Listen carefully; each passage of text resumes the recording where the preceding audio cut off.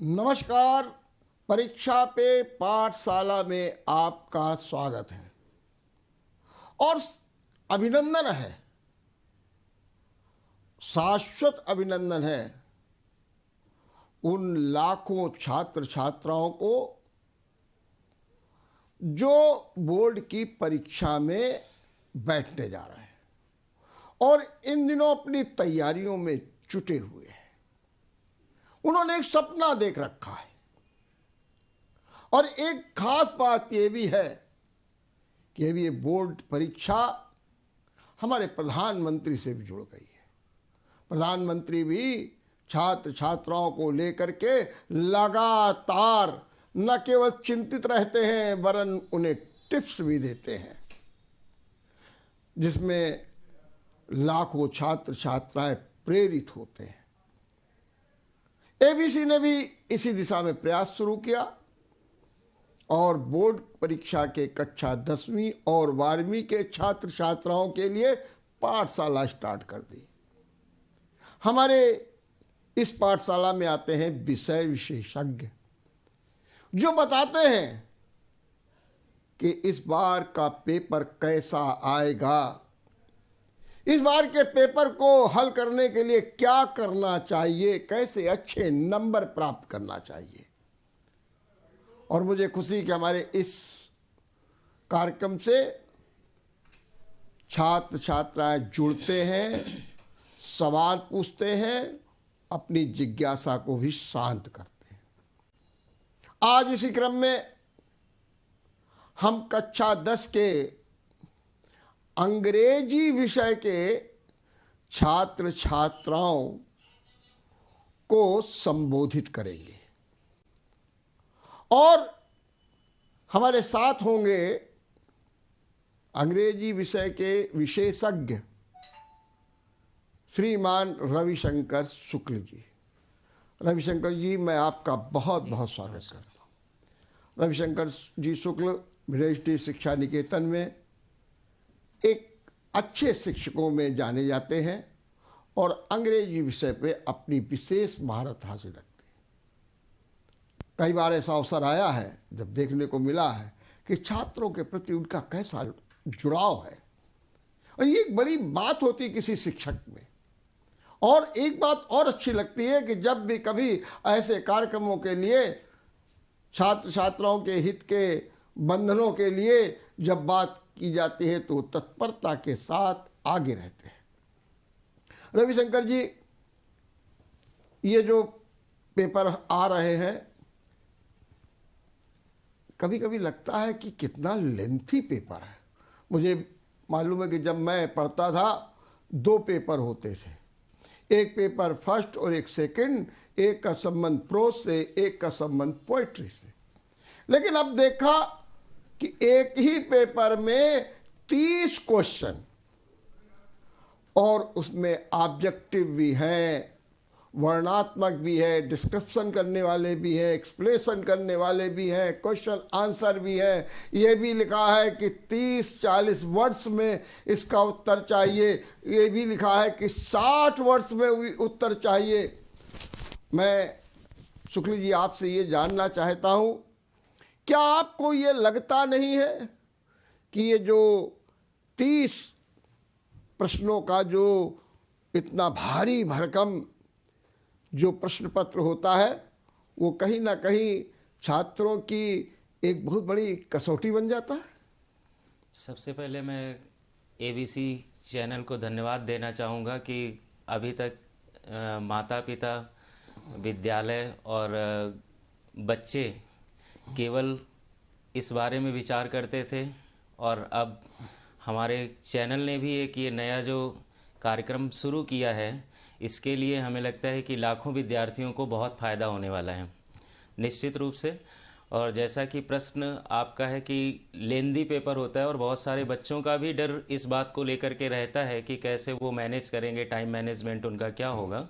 तो देखने वाली बात यह है कि जैसे अगर 10th क्लास में, क्लास 10 में पेपर देखेंगे तो पहला जो पार्ट होता है उसका, जिसको सेक्शन ए नाम दिया गया है, हाँ, एक नाम जी, तो उसमें 20 MCQs दिए हुए हैं और 20 एमसीक्यूज को करने के लिए हमें लगता है कि 20 से 25 मिनट पर्याप्त हो जाता है। अगर बच्चे का सही स्टडी है, अगर स्टडी उसने अच्छा किया हुआ है, तो there will be no problem of timing and there will be proper arrangement of timing during the exam in the examination hall.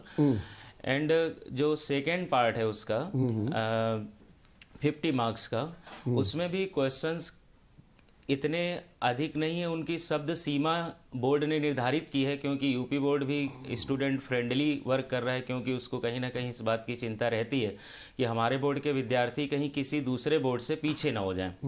तो इसलिए जो शब्द सीमा है उनकी सबकी निर्धारित करके रखी हुई है कि answer should not be more than 30 words, 40 words, 80 words, 70 words etcetera. बहुत सारे तरह के क्वेश्चंस होते हैं।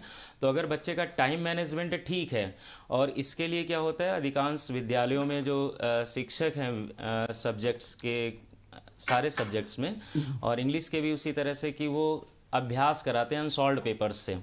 तो बच्चों को अनसॉल्व पेपर से जैसे 3 घंटे 15 मिनट का टाइम उनको मिलता है, एंड स्टार्टिंग जो 15 मिनट्स होते हैं वो अलॉट किए जाते हैं क्वेश्चन पेपर को रीड करने के लिए। एक बस इसी जगह में एक सवाल पूछा, बहुत अच्छी बात आपने बताई कि जो 15 मिनट रीड करने के लिए दिए जाते हैं, जी, तो ये पहले से निर्धारित होता है या 3.25 घंटे का पेपर है, इसमें चाहे जितनी देर पेपर पढ़ो और चाहे जितनी देर लिखो, ऐसा होता है, या घंटा बच जाता है 15 मिनट के बाद? ये बताइए पहले। नहीं, in the question paper first of all this is the instruction for the students that the first 15 minutes have been allotted to read the question paper only. और ऐसा होता है कि बोर्ड एग्जाम में जो वहाँ पर इन्विजिलेटर्स होते हैं, कक्ष निरीक्षक तो होते हैं, अच्छा। तो वो पहले बच्चों को निर्देश दे देते हैं। अच्छा, एक बात और है कि वो पहली बार बोर्ड एग्जाम देने जा रहे हैं 10th क्लास के बच्चे, तो थोड़ा सा वो नर्वस रहते हैं। तो वहाँ के जो इन्विजिलेटर्स होते हैं वो अच्छे से समझा देते हैं, कोऑपरेट कर देते हैं, उनको बता देते हैं कि पहले क्वेश्चन पेपर आप अच्छे से 15 मिनट पढ़ लीजिए। और पढ़ने के बाद में, क्योंकि फिर वो अवेयर हो जाता है क्वेश्चन पेपर से, फिर उसका थोड़ा जो प्रेशर होता है, जो घर से प्रेशर लेके जाता है, वो थोड़ा कम हो जाता है। तो क्या जब 15 मिनट खत्म हो जाते हैं तो इन्विजिलेटर्स कहता है कि बस आप जी, हाँ, इंस्ट्रक्शन रहता है, बिल्कुल पढ़ना बंद कर दीजिए, अब आप लिखिए? नहीं, ऐसा नहीं। पेपर तो वो पूरे 3.25 घंटे पढ़ के ही करेंगे। हाँ। लेकिन इंस्ट्रक्शन इन्विजिलेटर्स की तरफ से ये हो जाता है कि अब आपका जो पढ़ने का टाइम अलॉट किया गया बोर्ड की तरफ से, क्योंकि वहाँ पर भी बहुत सारे विशेषज्ञ होते हैं जिन्होंने क्वेश्चन पेपर सेट किया होता है, तो 15 minutes I think will be sufficient for the students. तो वो 15 मिनट के बाद उनको ये बता देते हैं कि अब आपका पढ़ने का टाइम हो गया, तो बच्चे फिर स्टार्ट कर देते हैं, लिखना शुरू कर देते हैं। और वो क्योंकि पहले से पढ़ चुके होते हैं, तो फिर उतना ज्यादा पढ़ने के लिए उनका टाइम वेस्ट नहीं ये 70 नंबर का पेपर होता है और 30 नंबर आप लोगों के जो टेस्ट होते हैं उससे जोड़े जाते हैं? जी, 30 नंबर का हम लोग जो इंटरनल असेसमेंट होता है, तो उसके टेस्ट होते रहते हैं, जैसे अगस्त में होता है, फिर अक्टूबर में होता है, तो वो सारे ऐड हो जाते हैं उसी में। और दोनों उसमें पास होना जरूरी होता है? नहीं, 70 में भी पास होना जरूरी होता है और 30 में भी पास होना जरूरी? जी, पास होना 70 में और 30 में, 70 में आउट ऑफ 70 आपको पास होना जरूरी है। और उसके लिए 23 मार्क्स बोर्ड ने डिसाइड किया हुआ है। पास मार्क्स जो है वो 23 मार्क्स का है। जी। और आई थिंक जो 20 MCQs होते हैं, तो उससे बच्चों को थोड़ा कंफर्ट हो जाता है, कंफर्टेबल रहता है। और दूसरी बात है, बोर्ड ने जो ये अभी MCQs स्टार्ट किए हुए हैं, और ये मुझे लगता है कि उनके आगे के लिए बहुत ही अच्छा इसलिए रहेगा क्योंकि आगे के जितने भी एग्जाम्स होते हैं उसमें MCQs पैटर्न ही होता है। तो बच्चे यहाँ 10th क्लास से सीखना स्टार्ट कर देते हैं, तो इनसे अवेयर हो जाते हैं। ठीक बात। दूसरी चीज़ है कि भी हमको जरा बताइए कि 30 नंबर उधर, 70 नंबर इधर, और उसके बाद किताबें क्या होती हैं इनमें आप वैसे हाई स्कूल में? जी सर, लिटरेचर में एक किताब होती है जिसमें 2 पार्ट होते हैं जी, प्रोज एंड पोएम। हाँ, नहीं जी, एक प्रोज में 2 पार्ट होते हैं, एक सप्लीमेंट्री सेक्शन होता है जी, और पहला जो मेन सेक्शन होता है, उसके बाद एक सप्लीमेंट्री सेक्शन होता है और एक पोएट्री सेक्शन होता है जी। तो जो पहला पार्ट होता है उसमें मेन प्रोज सेक्शन और पोएट्री सेक्शन को ऐड करके रखते हैं, और सप्लीमेंट्री सेक्शन दूसरा सेक्शन होता है। पूरा लिटरेचर वाला जो क्वेश्चंस होते हैं वो सारे इसी 3 पार्ट से आते हैं। और उसके बाद जो ग्रामर सेक्शन होता है वो किताब एक होती है, पार्ट्स अलग होते हैं? जी, किताब एक ही होती है, पार्ट्स अलग होते हैं। पार्ट्स अलग होते हैं। अच्छा, ये जैसे जो आप 20 जो सेक्शन फर्स्ट जो OMR सीट में भरना होता है, यही तो होता है ना? जी जी जी, तो OMR में। तो ये जो इसकी तैयारी या इसके क्वेश्चंस कहाँ बच्चों को मिलते हैं? इसके क्वेश्चन जैसे लिटरेचर भी रहता है उसमें, और ग्रामर सेक्शन भी रहता है जो MCQs होते हैं, मल्टीपल चॉइस क्वेश्चंस, उसमें दोनों पार्ट होते हैं। अगर बच्चे ने स्टडी किया हुआ है, लिटरेचर भी स्टडी किया हुआ है ठीक से, थोड़ा सा डीप स्टडी करने की ज़रूरत होती है हमसे, बिल्कुल, क्योंकि वन वर्ड क्वेश्चंस रहते हैं and there are 4 options. And कई बार ऐसा होता है कि बच्चे महसूस करते होंगे इस बात को कि कई बार उनको ऐसा लगता है कि 4 ऑप्शंस में से हमें 2 सही लग रहे हैं, तो दोनों में से कौन सा होगा। तो इसके लिए एक ये एडवाइस दिया जाता है उनको कि वो डीप स्टडी जब लिटरेचर का भी करेंगे और लैंग्वेज का भी, ग्रामर का भी करेंगे, तो फिर MCQs उनके लिए बहुत आसान हो जाता है। एंड आई थिंक क्योंकि मैं बच्चों के बीच में ही रहता हूँ, तो वो इसमें कंफर्टेबल ज़्यादा फील करते हैं, और most of the students score good marks in this section. तो MCQs को लेके कोई उनको तनाव बिल्कुल भी नहीं होता है, मुझे लगता है। और ये उनके आगे के लिए इसलिए अच्छा है, जैसा कि मैं पहले भी बता चुका हूँ, कि आगे जो एग्जाम्स में जब वो जाएंगे तो आई थिंक वो टिप्स या ट्रिक्स जो भी यूज करेंगे, तो अभी से उसको वो फॉलो करना स्टार्ट कर देंगे, तो थोड़ा उसमें स्ट्रेंथ उनकी बढ़ जाएगी, मजबूत हो जाएंगे। अच्छा, उसमें हमने भी देखा है कि जो आप सेक्शन A की बात कर रहे हैं, तो उसमें बहुत से तो क्वेश्चंस होते हैं कि ये इस पोएम को किसने लिखा है, और 4 ऑप्शन दे दिए, उसमें किसी का नाम दे दिया, किसी में ये भी लिख दिया ये प्रोज है, इससे क्या आपको मिलता है मैसेज, क्या लेसन मिलता है, उसमें 4 पोर्शन दे दिए गए। क्या उसमें कोई एक अनसीन का भी पैराग्राफ आता है जिसके अंदर क्वेश्चन दे दिए जाते हैं, उसका भी उत्तर लिखना पड़ता है? जी, मैं आपको पूरा जो 20 क्वेश्चंस का पैटर्न होता है उसको थोड़ा सा मैं बच्चों को एक्सप्लेन करना चाहूँगा। जैसे जो पहला क्वेश्चन होता है वो एक अनसीन पैराग्राफ होता है, और छोटा सा पैसेज होता है, उसको पढ़ने के बाद में there are 3 questions below the passage, उसके लिए 3 क्वेश्चंस होते हैं। तो passage, after reading the passage, I think they are able to know the answers very easily, passage एक बार पढ़ने के बाद में। और अगर थोड़ा सा उनको टफनेस फील भी होता है तो पैसेज को दोबारा पढ़ के वो उसको कर लेते हैं। उसके बाद में कुछ क्वेश्चंस ग्रामर पोर्शन के होते हैं, और फिर प्रोज सेक्शन जो लिटरेचर का होता है 4-5 क्वेश्चन उसके होते हैं, पोएट्री मिलाकर के 6-7 क्वेश्चंस हो जाते हैं, और फिर सप्लीमेंट्री रीडर जो उनका लास्ट वाला सेक्शन होता है, पार्ट होता है, उसके 5 क्वेश्चंस रहते हैं। तो मतलब कहने का मतलब ये है कि बच्चों ने अनसॉल्व्ड में देखा भी होगा कि ये जो MCQs सेक्शन होता है, पहला पार्ट A जो होता है, उसमें तीनों, क्या ग्रामर वाला भी अगर शामिल कर लें, तो चारों सेक्शन के क्वेश्चन मिक्सअप रहते हैं, और वो सारा अगर अच्छे से स्टडी उन्होंने किया हुआ है तो फिर वो बहुत इजीली उनको सॉल्व कर पाते हैं। अच्छा, जो सेक्शन B होता है उसमें भी अनसीन आती है? जी जी जी। सेक्शन B में जैसे जो क्वेश्चन नंबर 1 होता है, there is an unseen passage, और उसके लिए 7 मार्क्स बोर्ड ने अलॉट किया हुआ है, जिसमें मेनली 4 क्वेश्चंस रहते हैं। फर्स्ट, सेकंड, थर्ड ABC जो क्वेश्चन होता है वो 2 मार्क्स ईच होता है। उसके बाद में एक क्वेश्चन और होता है, वो 1 मार्क का होता है। उसके बाद क्वेश्चन नंबर 2 और 3 जो होता है वो राइटिंग सेक्शन का होता है, जिसमें क्वेश्चन नंबर 2 में एप्लीकेशन और लेटर लिखने के लिए बोर्ड ने क्वेश्चन निर्धारित किया हुआ है। उसके बाद क्वेश्चन नंबर 3 में राइटिंग सेक्शन का आर्टिकल राइटिंग होता है, रिपोर्ट राइटिंग या ऐसे राइटिंग होता है, तो उसका क्वेश्चन रहता है।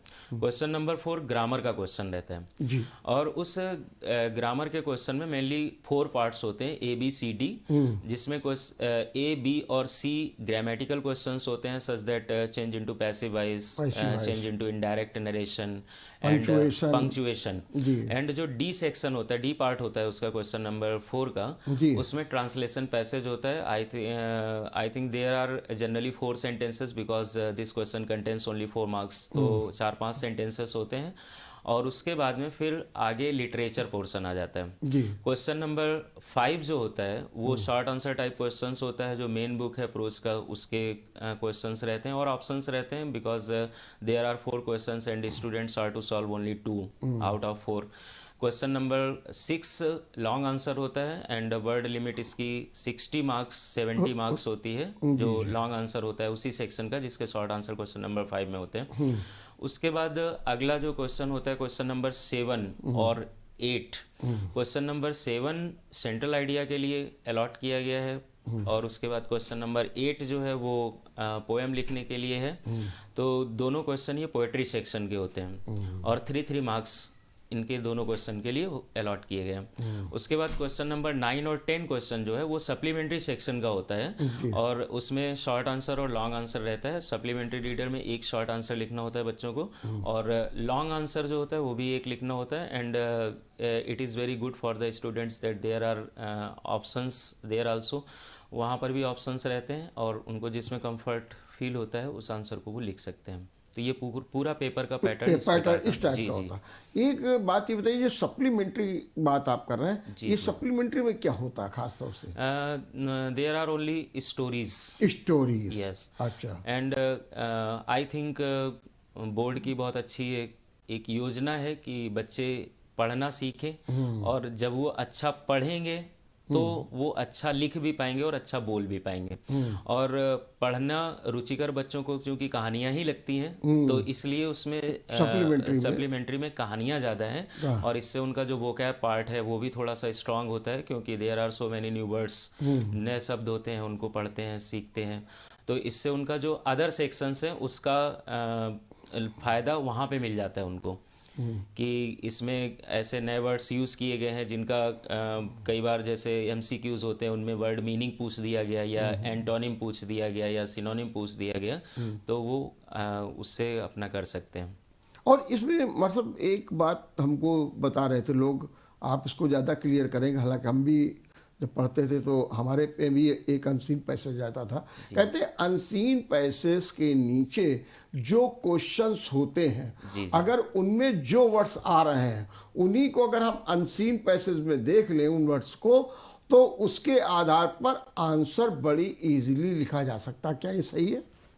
जी, वैसे स्टूडेंट्स का भी मानना ऐसा ही रहता है बट मेरा मानना थोड़ा सा डिफरेंट है और बच्चों को मैं वही बताता हूँ कि पैसेज पढ़ने के बाद में देखिए अनसीन पैसेज दिया गया चूँकि उसका नाम ही है अनसीन। अनसीन मतलब which has not ever seen, जो कभी देखा नहीं है उन्होंने और कभी देखा नहीं है तो इसका मतलब ये है कि वो कभी भी उनको आगे फ्यूचर में जैसे लाइफ टाइम अगर कुछ नई चीज़ सामने आए तो उसका अभ्यास उनको हो जाए पढ़ने के लिए, समझने के लिए, ताकि वो समझ सकें। तो इसलिए बोर्ड ने प्लान किया होगा। तो अनसीन में जैसे क्या होता है ना कि मैं जो बच्चों को पैटर्न बताता हूँ यूज करने के लिए, तो मेरा मानना ये रहता है कि अच्छा आप देखते होंगे कि जितने भी कंपटीशन एग्जाम्स होते हैं चाहे वो SSC का हो या बैंकिंग का हो या UPSC का कोई भी एग्ज़ाम हो, हर एग्ज़ाम में अनसीन पैसेजेस रहते हैं जिनको कॉम्प्रिहेंशन पैसेजेस हम लोग वहाँ पे बोलते हैं। उसमें भी क्वेश्चंस रहते हैं, हालांकि वो MCQs होते हैं बट यहाँ पे उनको आंसर लिखना होता है। तो पैसेज उस पैसेज को सॉल्व करने के लिए मुझे लगता है कि बच्चे को पैसेज कम से कम 2 बार तो पढ़ना ही होता है। पहले तो आप एक बार पैसेज जब पढ़ेंगे बिकॉज वो नया पैसेज है आपके लिए, तो उस पैसेज को पढ़ने के बाद में मुझे इसलिए पढ़ना है क्योंकि आपको पता करना है कि उसमें ऐसे कौन कौन से पार्ट्स हैं या वर्ड्स हैं जो थोड़ा हमको डिफ़िकल्ट फील हो रहे हैं। ये आपने अंडरलाइन कर लिया, मार्क कर लिया कि यहाँ पे हमको प्रॉब्लम हो रही है और उसके बाद हम दोबारा अगर उसको पढ़ेंगे तो हम ये समझ पाएंगे कि इन वर्ड्स का मीनिंग यहाँ पे क्या हो सकता है, सेंस क्या हो सकता है, क्योंकि at that time in the examination hall they have no dictionaries और other helpers like teachers in the classrooms. तो वहाँ पर वो अनुमान लगा सकते हैं कि इन वर्ड्स का क्या मीनिंग होगा। एक बार पढ़ने के बाद में फिर उसके बाद क्वेश्चंस को पढ़ा। क्वेश्चंस पढ़ने के बाद में चूंकि वो पहले से पैसेज को पढ़ चुके हैं तो उनको थोड़ा आइडिया लग जाता है कि किस क्वेश्चन का आंसर कहाँ पे हो सकता है।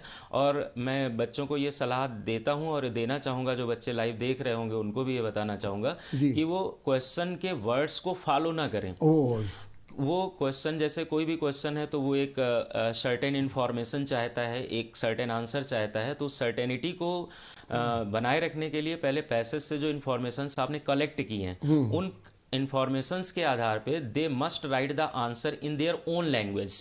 जब आप अपनी भाषा में लिखेंगे तो एग्जामिनर, चूंकि वो मतलब कैसा भी एग्जामिनर हो, and it is very clear that he is more intelligent then the students. बच्चों से तो ज़्यादा वो बुद्धिमान होगा, तो वो जान लेगा कि पैसे से कॉपी किया है कि बच्चे ने अपने आप से लिखा हुआ है। अगर बच्चे ने अपने आप से लिखा हुआ है तो फिर आई थिंक उसका फ़ायदा बच्चे को ज़रूर मिलेगा। और नहीं तो हूबहू उतार और दिया अगर अगर वैसा ही लिख दिया गया तो फिर वो मतलब उतना इम्प्रेसिव आंसर आई थिंक नहीं होता है। नहीं होगा। है ना। और उसकी जो लिमिटेशन है वो भी, जैसे कई बार क्या होता है ना, बच्चे मानते हैं कि हम इसका आंसर अगर लेंदी लिख देंगे तो हो कहीं ना कहीं आंसर हमारे क्वेश्चन का आ ही जाएगा। जी तो बहुत बार हमने देखा है कि बच्चे पैसेज को, जैसे 3 क्वेश्चन दिए हुए हैं तो 3 पार्ट में डिवाइड कर लिया, पहले क्वेश्चन के आंसर में पहला पार्ट, जी दूसरे क्वेश्चन के आंसर में दूसरा पार्ट, इस तरह से वो लिख देते हैं, सोचते हैं कि कहीं ना कहीं तो आंसर आ ही जाएगा। हाँ। बच्चे के इस ट्रिक को एग्जामिनर भी समझते हैं कि बच्चे ने ऐसा क्यों किया हुआ है। तो आई थिंक ऐसा उनको नहीं करना चाहिए। पैसेज अगर आप एक बार या 2 बार ध्यान से पढ़ेंगे तो you will be very comfortable, आपको बहुत इजीली आंसर्स आपको पैसेज में मिल मिल जाएंगे। जाएंगे। ठीक बात। ये जो प्रोज आती है, तो प्रोज में आप क्या कुछ ऐसा संकेत दे सकते हैं कि इस बार के कौन से लेसन्स ऐसे हैं जिनको हम अगर थोड़ा सा सीरियसली देख लें तो हमको लाभ मिल सकता है? इंग्लिश में वैसे चूंकि मैं लैंग्वेज का टीचर हूँ, भाषा का अध्यापक हूँ, तो मैं बच्चों को मतलब बहुत अब फ्रेंडली तौर पे ट्रीट करता हूँ। तो जब बच्चे हमसे यही क्वेश्चन करते हैं कि सर इम्पोर्टेंट थोड़ा बता Important दीजिए बता कि दीजिए, हाँ, ताकि मतलब हम अच्छे से अपना एग्ज़ाम कर पाएँ, एग्ज़ाम लिख पाएँ, तो उनको यही बोलते हैं कि जो आपको नहीं आता है वही इम्पोर्टेंट है। ओह, क्योंकि आपको जो आता है उसके लिए तो आप तैयार हैं, पहले से वो लिख पाएंगे, बट आपको अगर नहीं आता है तो ये इम्पॉर्टेंट है, इसलिए मान के आप उसकी तैयारी कर लीजिए। अब चूंकि बहुत कम समय बचा हुआ है बोर्ड एग्जाम का, तो obviously I think all the student want to know which things, which questions, which chapters are important for them. तो मुझे लगता है कि इतना अधिक सिलेबस नहीं है, और अभी जितना समय हमारे पास है, तो अगर एक बार वो सारे लेसन्स अच्छे से पढ़ लेते हैं मार्क करके, तो उनको इम्पोर्टेंट जानने की ज़रूरत ही नहीं पड़ेगी। नहीं पड़ेगी। और उनके I think her on average अगर देखें तो हर लेसन से अगर 3 या 4 या 5 इंपॉर्टेंट क्वेश्चंस, इंपॉर्टेंट के आधार पे मतलब जो मेन इवेंट से कनेक्ट है, बच्चे ऐसे नहीं समझ पाएंगे कि कौन सा क्वेश्चन इंपॉर्टेंट है। हर लेसन को अगर हम एक कहानी बना के अपने आप में समझने की कोशिश करेंगे तो कि हाँ, कि तो उसमें कुछ मेन इवेंट्स होती हैं। जैसे अब अगर आप किसी व्यक्ति से बात करेंगे, एक सरल उदाहरण दे करके हम समझाने की कोशिश करते हैं। अगर आप किसी व्यक्ति की लाइफ हिस्ट्री को जानने की कोशिश करते हैं तो उनके मेन इवेंट्स को आप फोकस करते हैं। तो वैसे ही हर लेसन में कुछ मेन इवेंट होते हैं, और मेन इवेंट्स को अगर हम पढ़ लेंगे, अगर हम समझ लेंगे, तो आई थिंक वही इंपॉर्टेंट है। आपसे क्वेश्चन, जैसे पहला लेसन है, बहुत इजी सा लेसन है, a letter to God by GL Fuentes. तो उसमें अगर देखेंगे कि ये लेसन इंपॉर्टेंट है तो इसमें कौन से क्वेश्चन इंपॉर्टेंट हो सकते हैं, तो बहुत सिंपल सी बात है कि हु वाज लेंचो, एक लेंचो उसमें कैरेक्टर है, तो who was Lencho, where did he live, ये तो मेन क्वेश्चन है, उसका बेसिक क्वेश्चन है, तो ये बच्चों को आना चाहिए और उनको मानना चाहिए कि ये क्वेश्चन इंपॉर्टेंट है। अब दूसरा ये इसका और हो सकता है, क्योंकि उसकी जो पूरी कहानी है उस लेसन की, वो कहानी इस प्रकार की है कि वो लेंचो जो है वो एक बहुत ही ऑप्टिमिस्टिक पर्सन है, और वो ईश्वर में बहुत ज़्यादा विश्वास करता है। तो वो ईश्वर को एक लेटर लिखता है, तो और फिर लेटर लिखने के बाद के सारा इवेंट जो है उससे कनेक्ट है। तो ये जनरली क्वेश्चंस इस तरह के आते रहते हैं कि why did he write a letter to God, ईश्वर को उसने लेटर क्यों लिखा। अब क्यों लिखा है, तो जाहिर सी बात है कि बच्चों को फिर पता चल जाता है कि मतलब लिखा, फिर उसका रेस्पॉन्स क्या था, फिर उसके बाद के इवेंट्स क्या हैं, क्योंकि लेटर से पूरा लेसन कनेक्ट है। तो ऐसे कुछ इवेंट होते हैं जिनसे most of the lesson, most parts of the lesson connect होते हैं, तो उनको अगर हम पढ़ लेंगे तो इंपॉर्टेंट रहते हैं। हर लेसन में ऐसे कुछ क्वेश्चन होते हैं, specially who was, why was वाले और व्हेन वाज वाले जो क्वेश्चन होते हैं, व्हेन डिड वाले क्वेश्चन होते हैं। हु, व्हेन और व्हाई, ट्रिपल हु वाले हम लोग ऐसे बोलते हैं, WWW जरूर याद करना। तो WWW का मतलब हमारा यही रहता है कि हु, व्हाई एंड व्हेन। अगर हर लेसन में हु, व्हाई एंड व्हेन हम लोग तैयार कर लेते हैं, करवा देते हैं बच्चों को, तो फिर उसमें सारे इंपॉर्टेंट क्वेश्चंस कवर हो जाते हैं। एक और भी कहते हैं कि पोएम अगर हम एक छोटी सी याद कर लें 4 लाइन की, जी जी, जो आपकी प्रेस्क्राइब्ड है, जी जी जी, और तो हमारा जो पोएम वाला क्वेश्चन है वो पूरा हल हो जाएगा, क्योंकि उसमें ये होता है कि अमुक जो कविता है या जो पोएम है इस टाइटल की जो कविता है उसके बारे में बताएं, आर राइट पोएम, ऐसा कुछ दे देते हैं। तो क्या एक पोएम याद करने से काम चल सकता है? जी बिल्कुल।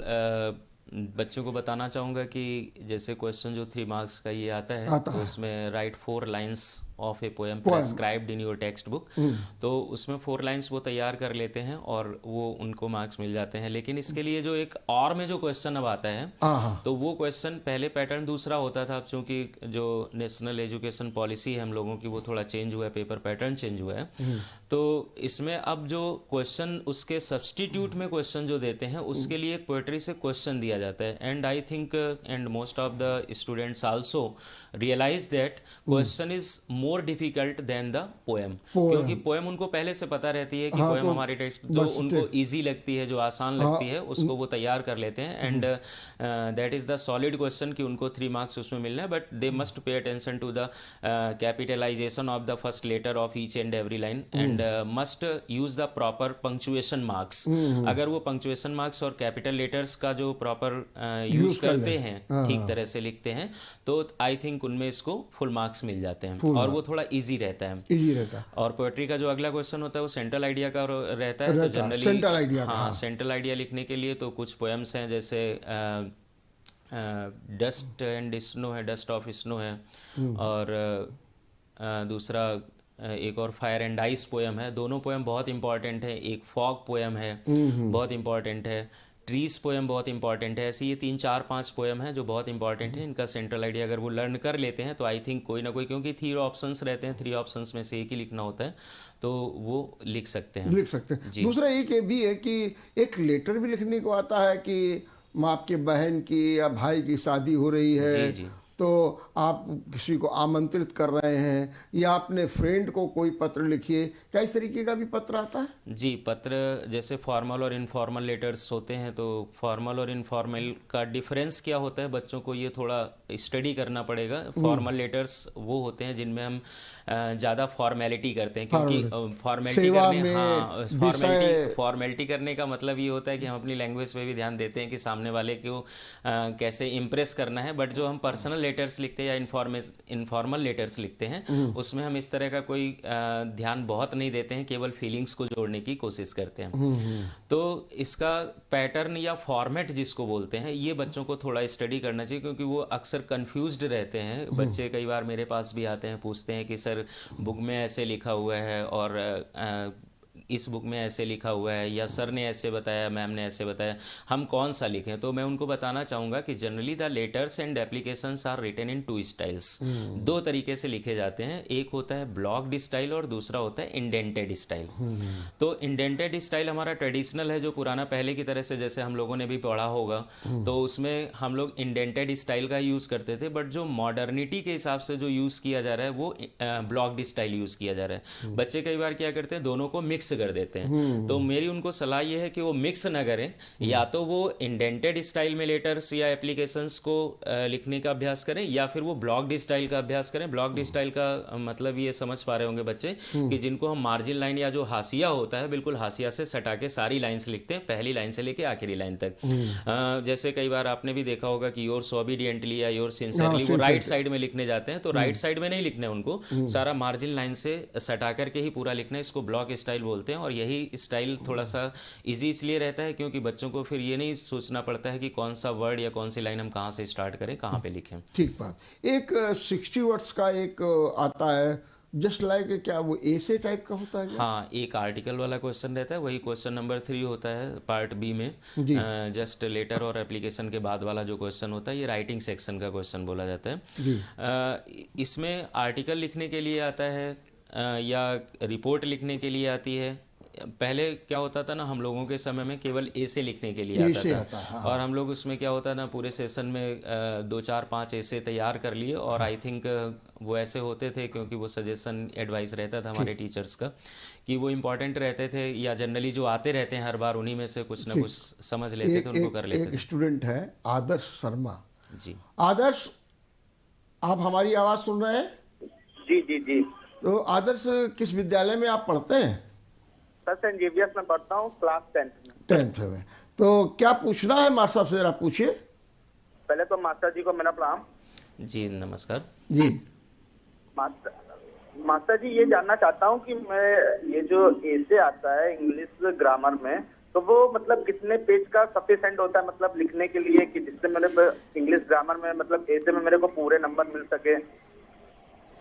जी देखिए, ऐसे राइटिंग का जो क्वेश्चन होता है बेटा आदर्श, वो जैसे बच्चे बहुत सारे आपकी तरह बहुत सारे बच्चे ये जानना चाहते हैं, हमें लगता है कि हज़ारों लाखों बच्चों का यही क्वेरी होता है कि हम कितने पेज लिखें। उसको आप पेज में मत नापिए, आप उसको, because I think quality is more important than quantity.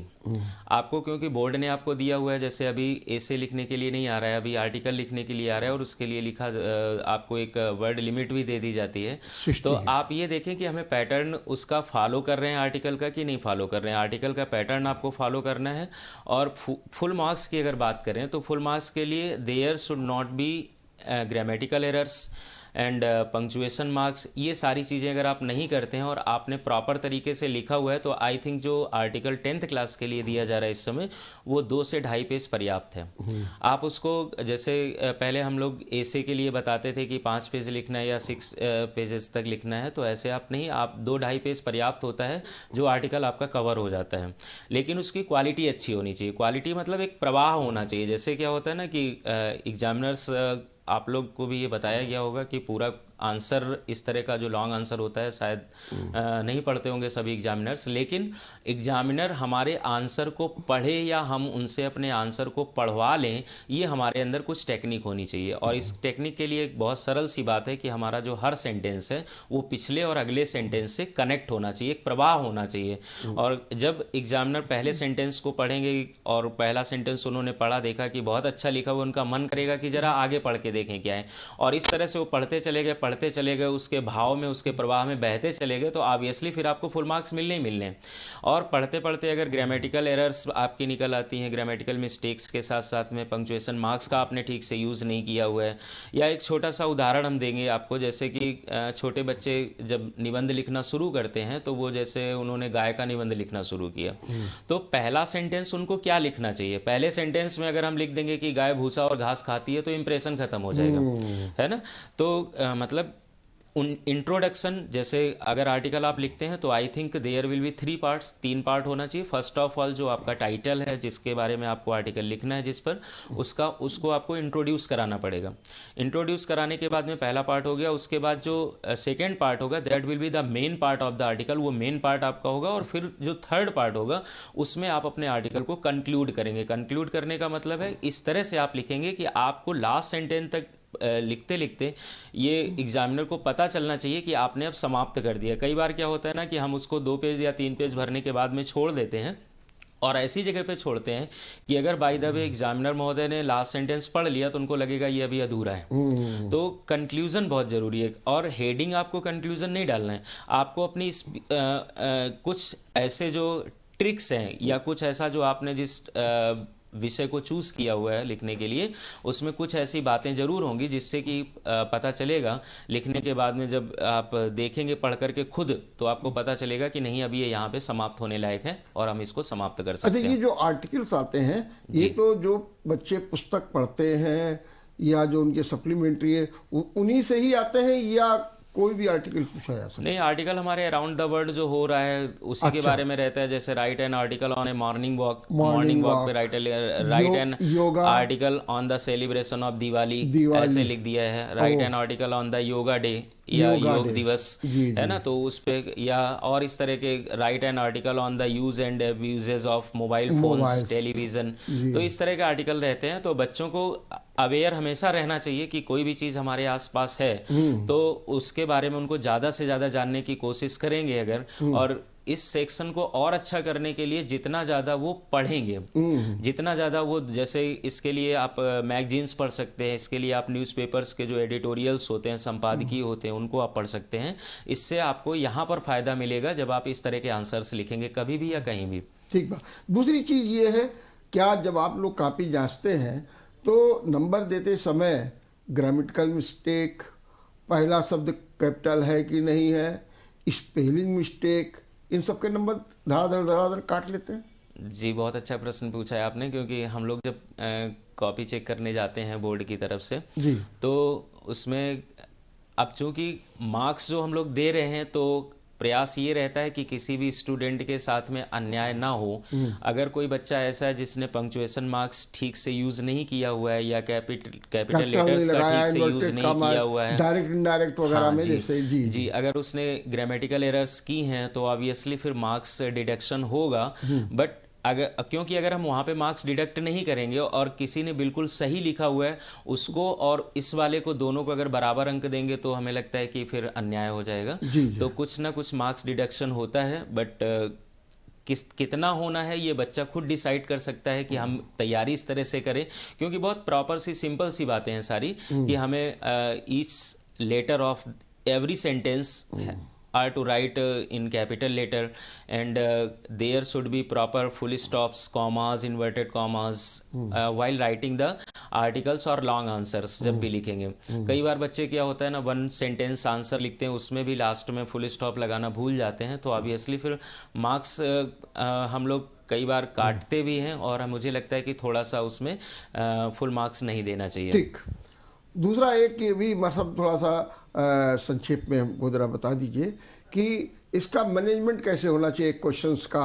जैसे कि पहले आपको जो सेक्शन ए है उसमें 20 है तो 20 मिनट होना चाहिए, फिर लॉन्ग वाले में कितने मिनट देना चाहिए, पोएम में कितने, ऐसा एक छोटे छोटे जैसे 3 नंबर का क्वेश्चन है तो उसमें कितना समय देना, ऐसा कुछ टाइम मैनेजमेंट आप लोगों ने तय किया?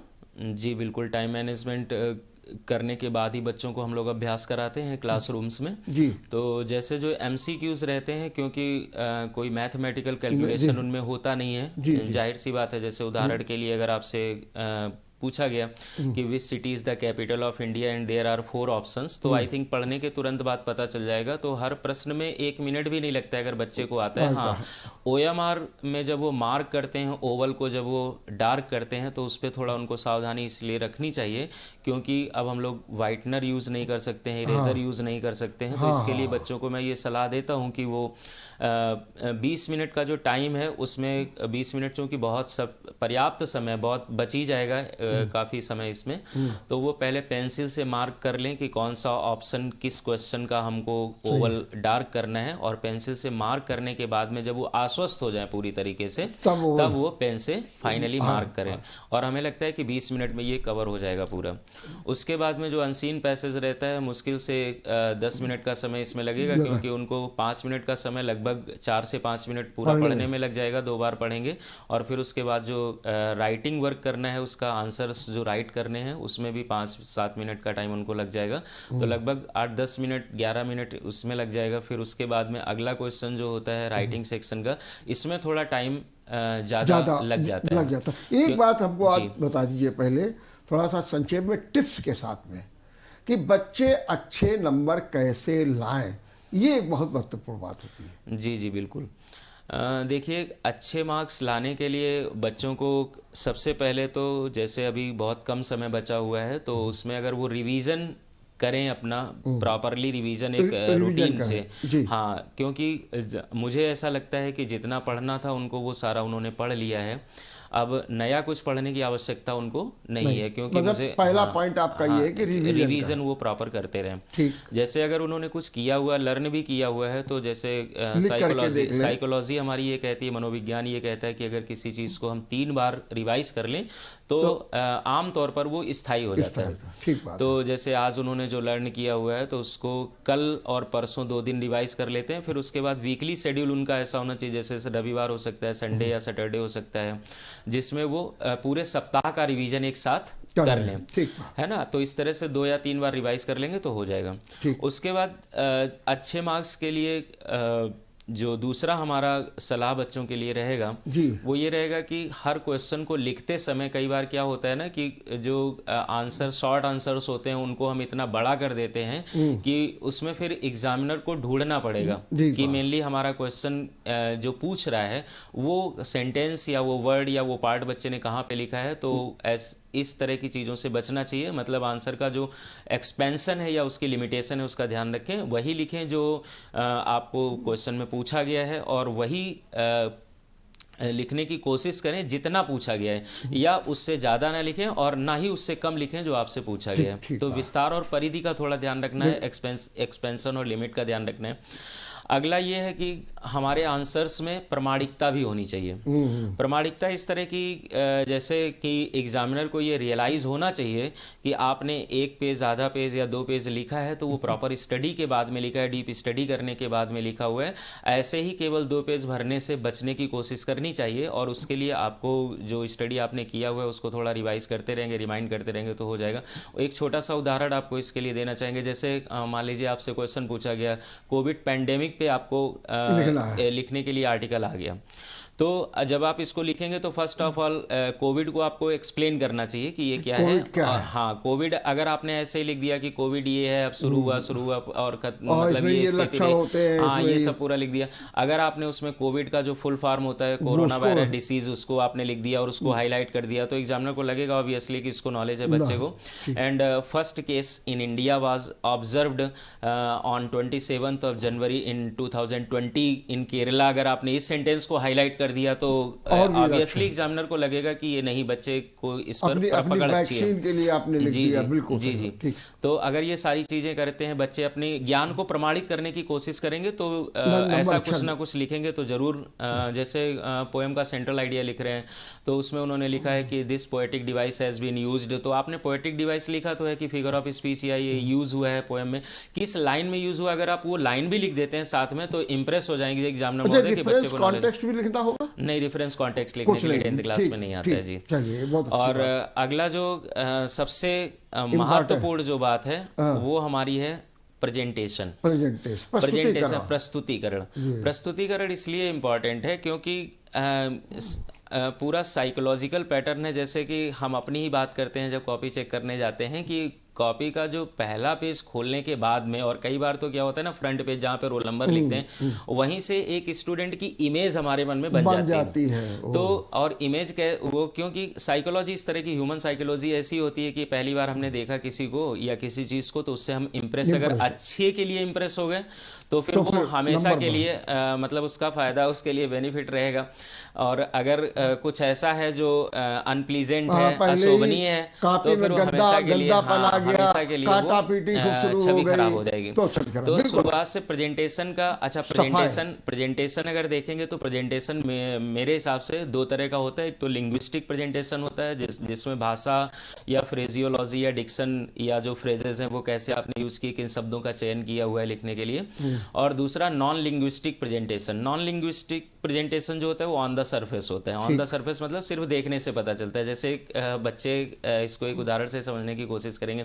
जैसे हम लोग सफ़र कर रहे होते हैं बस या ट्रेन में, तो हमारे आसपास अगल बगल वाली सीट पर अगर कोई छोटा बच्चा है तो अगर वो साफ सुथरा दिख रहा है तो कोई भी उससे बात करना चाहेगा। हाँ, कोई भी उससे बात करना चाहेगा, अपनी गोद में बिठा लेगा, है ना। और अगर कोई गंदा भूतहा टाइप का बच्चा अगर दिख रहा है, मतलब भले उसका, हालांकि बच्चे का रोल उसमें नहीं है और हमें लगता है कि उसमें ईश्वर का भी रोल नहीं है, लेकिन वो इतना गंदा संदा है तो हर व्यक्ति बचने की कोशिश करेगा।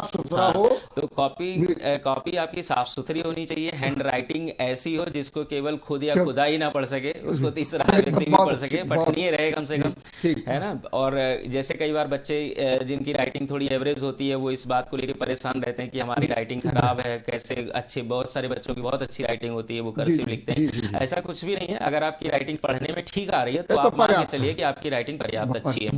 तो प्रेजेंटेशन आपका बहुत अच्छा होना चाहिए क्योंकि इम्प्रेस अगर आपने कर लिया, एक कुल मिला के कहना ये कि हमारा प्रेजेंटेशन अच्छा होना चाहिए, क्योंकि अगर अंदर हमने कुछ गलतियां भी की हुई हैं तो अगर हमें दिख अच्छा रहा है तो ऊपर से देखने से एग्जामिनर इंप्रेस हो जाएंगे और फिर उसका फायदा आपको मिलेगा, बहुत अच्छा मिलेगा। पहला फर्स्ट इंप्रेशन। देखिए बहुत अच्छी बात आज बार साहब ने कही। अंग्रेजी के विद्यार्थी हो या फिर अन्य विषयों के विद्यार्थी हो, प्रेजेंटेशन आज का जमाना है प्रेजेंटेशन का, पैकेजिंग का। अगर आप इस प्रस्तुतिकरण को अच्छा करते हैं, आपकी पहली कॉपी में ही गंदा संदा है, पेन चल गया, आपका हाथ गंदा है, पहली कॉपी में पन्ने में हाथ गंदा, फिर आपने रगड़ रगड़ के पोंछना शुरू कर दिया। अगर कहीं गलती भी आ गई है तो एक लाइन लगा करके उसको काट दीजिए। ये नहीं कि आप रगड़ना शुरू कर दीजिए, कहीं देख ना ले मास्टर साहब ये गलत लिखा हुआ। ये ध्यान रखिएगा, ये आपके नंबरों को कम कर देगा। कई बार तो हम लोग ये देखते हैं कि बच्चे जब कटिंग करते हैं वो कटिंग करने में इतना ज्यादा कर देते हैं कि बहुत दूर से दिखाई दे जाता है, दूसरे पन्ने तक। वही मैं उसी की बात कर रहा था। तो मुझे विश्वास है कि आज की ये पाठशाला बच्चों के लिए एक नई ऊर्जा का काम करेगी। और निश्चित रूप से अगर आपके कोई सवाल अभी और भी हो तो आप हमें सूचित करिए, हम व्हाट्सएप से सहयोग लेकर के आपको व्यक्तिगत रूप से भी सूचित करेंगे। देखते रहिए ABC। नमस्कार। नमस्कार।